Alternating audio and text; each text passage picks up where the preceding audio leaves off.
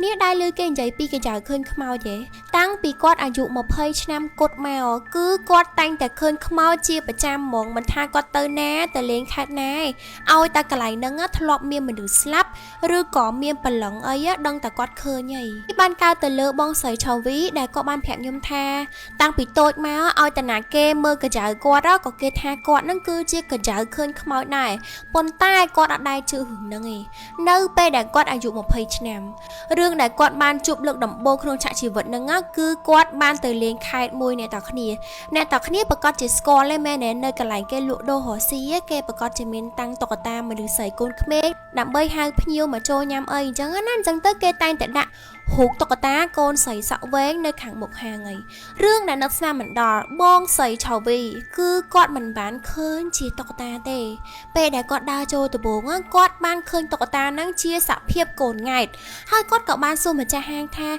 បងម្ចាស់ហាងនេះកូនមកឯងមែនមិនបានទុកគ្នាហាងក្តៅនៅមុខហាងអញ្ចឹងបងដល់ពេលម្ចាស់ហាងដើរចេញមកថាបងឲ្យខ្ញុំទុកតុក្កតាហ្នឹងតាដោយសារតុក្កតាហ្នឹងគឺជាតុក្កតាសម្រាប់ហៅម៉ួយឲ្យចូលមកហូបនៅហាងខ្ញុំគាត់តែប៉ុណ្ណឹងបងឆាវីក៏លែកមើលទៅស្រាប់តែឃើញតុក្កតាអ្នកនរគ្នានេះគឺជាសាច់រឿងដំបូងដែលគាត់បានជួបក្នុងឆាកជីវិតរបស់គាត់ដែលគាត់បានឃើញខ្មោចវិញ្ញាណតុក្កតាកូនក្មេងលងគាត់អ្នកនរគ្នាបានឃើញរបៀបថាទីរក់នៅមុខហាងអញ្ចឹងណាទាំងដែលហ្នឹងគឺជាតុក្កតាដែលគេដាក់តាំងដើម្បីហៅម៉ួយទេទៅបងឆាវីក៏គាត់លេងគិតទៅគាត់គិតថាប្រហែលជាគាត់វែងវាន់ច្រឡំខ្លួនឯងទេប៉ុន្តែនៅពេលយប់អ្នកនរគ្នាដឹងមិនទេកំឡុងពេលដែលគាត់ជិះម៉ូតូលេងគាត់បានឃើញខ្មោចមនុស្សប្រុសអ្នកនរគ្នាអត់មានក្បាលដើរតាមផ្លូវកន្លែងនៅស្នាមដៃម៉ូតូហ្នឹងឯងលេងគាត់ឃើញមនុស្សអត់មានក្បាលមនុស្សប្រុសលេងដើរតាមផ្លូវហ្នឹងហ្មងដល់ពេលឲ្យបងឆាវីគាត់ឡើងខាំងមែនតើណាគាត់នឹកស្មានថាគាត់បានឃើញបែបហ្នឹងឯងគាត់ញីភ្នែកផងអីផងគាត់គិតថាគាត់ស្វាងភ្នែកគាត់ឡើងឈប់ម៉ូតូណាអ្នកគ្នាប៉ុន្តែវាគឺជាប្រឡងខ្មោចដែលគាត់បានឃើញព្រោះថាមូលហេតុអីបានគាត់ថានឹងជាប្រឡងខ្មោចព្រោះមានកូនក្មេងប្រុសម្នាក់ជីកង់ហើយបុកអាប៉ែអត់មានក្បាលហ្នឹងបុកឡើងធ្លុះហ្មងណាអញ្ចឹងទៅបងស្រីឆាវីគាត់ដឹងហើយថាគាត់ពិតជាកញ្ចៅមើលឃើញខ្មោចមែនព្រោះផឹកមិញគាត់បានឃើញជាមួយនឹងតុក្កតាដាក់នៅមុខហាងហើយតែបានឃើញជាទេរੂ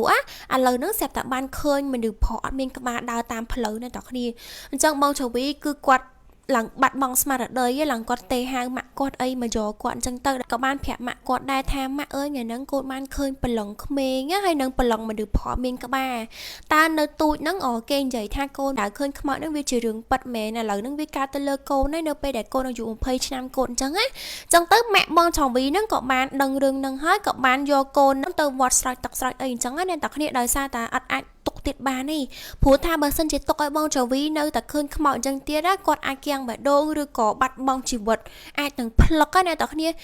ាដឹងហើយមនុស្សយើងមិនចាំបាច់តែឃើញខ្មោចស្រស់ៗឲ្យបងឆាវីអញ្ចឹងទេគ្រាន់តែវិញ្ញាណអ្វីមួយឡងក៏យើងអាចនឹងជ្រុះសក់យើងដែរហើយចូលទៅនាំគាត់បានឃើញច្បាស់បែបហ្នឹងអញ្ចឹងទៅនៅពេលស្អែកពេលព្រឹកហ្នឹងម៉ាក់ឆាវីក៏បានយកបងឆាវីទៅវត្តដើម្បីស្រោចទឹកនិងពាក់ខ្សែសីមាខ្ញុំទៅខាងក្រៅខ្ញុំមិនដែលភ្លេចតប់ជាមួយនឹង Philly Cushion ទេព្រោះថាផាត់ទៅមុខមាត់ខៃស្អាតជាពិសេសគឺមានច្រើនលេខទៅតាមសម្បុរយើងណាខ្ញុំសូមប្រើលេខ23គឺជាសម្បុរបែបធម្មជាតិនិយាយទៅសម្បុរនេះគឺវាស៊ីមួយខ្ញុំខ្លាំងមែនតើមកឲ្យមើល packaging គេបាននិយាយទៅខ្ជូតស្អាតងាយស្រួលដាក់តាមកាបូបណាឥឡូវខ្ញុំធ្វើការគៀបសក់ខ្ញុំឡើងសិនដើម្បីផាត់ជាមួយនឹង Philly Cushion ឲ្យអ្នកទាំងអស់គ្នាមើលខ្ញុំគឺ23ណាអ្នកទាំងអស់គ្នាអាចមើលសាច់វាបាននិយាយទៅគឺដូចស្បែកខ្ញុំសឹងតែមើលអត់ដឹងថាយើងលាបម្សៅ